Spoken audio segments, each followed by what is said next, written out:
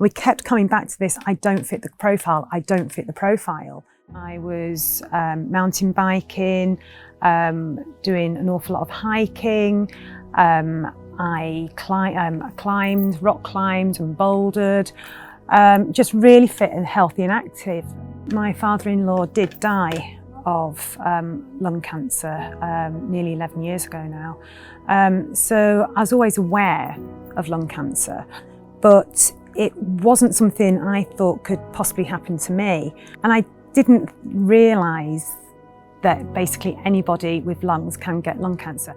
My symptoms started around about the time of the Queen's Jubilee in 2022. I started with almost like a squeaky breathing sound and sort of like a husky voice. And I didn't really put it down to I thought it was a bit of stress. Then symptoms seemed to go away. Then about a year ago, so the end of August, September 2022, the squeaky breathing started again, and it almost sounded creaky and crackly. And I started to develop quite a dry cough. So I went to the GP, and the GP was absolutely fantastic. She gave me a chest exam. And she said, well, I can't hear anything on your chest exam. I'm going to send you for an x-ray. So I went for an x-ray a couple of weeks later, and then that's when the ball started to really roll. And they reassured me and they said, no, it's highly, highly unlikely to be lung cancer. You are not the traditional profile, if you like. You're not what we would expect from a lung cancer patient. And it's highly likely to be infection. When I received the stage 4 diagnosis, it was as though my world had completely collapsed around me. Your initial thought is, how long have I got? And being a mum, you just think, who's going to look after my children? Who's going to look after my husband? This isn't just my world that is completely being destroyed.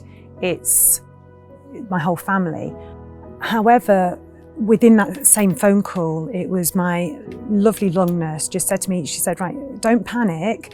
My lung nurse said to me that I could have osimertinib, this amazing gene therapy drug that can actually extend your life and can pretty much mean that you can live a normal life. And she was saying that actually the quality of life that you can get from osimertinib is just absolutely fantastic. And that's true. It's absolutely true. And I am living with it. And I've been living with it now for nearly 9 months. When you get that stage 4 diagnosis, you think you've only got a couple of weeks. You know, you think at the most you've got a couple of months. But the fact is that I'm living with this, and my brain mets, we can't see them on the CT scans anymore. My lymph nodes, they can't see any activity in my lymph nodes. And my main tumour, the diameter has reduced by 50%. The thing that surprised me most since my diagnosis is probably the fact that I'm still living my life. When you receive a stage 4 diagnosis, you expect your life to stop. You expect to be incredibly poorly. You expect to have sickness from chemotherapy. You expect to be in an awful lot of pain. I thought it would really curtail your ability to be able to do things. But I'm still taking the dogs out for walks every single day. We've got a big hill near us that we walk up every single day. I'm planning on climbing Scafell Pike in September. I did a mountain in Scotland. I climbed a mountain in Scotland a few weeks ago. I still very occasionally go out on my mountain bike. When you've got a stage 4 lung cancer diagnosis, it's always there with you. You can't escape it. And it's sort of sat there on your shoulder, sort of saying, hello, I'm still there. But saying that, you can live a full life with stage 4 lung cancer. I've got an I can attitude, or you get to attitude, rather than I have to attitude.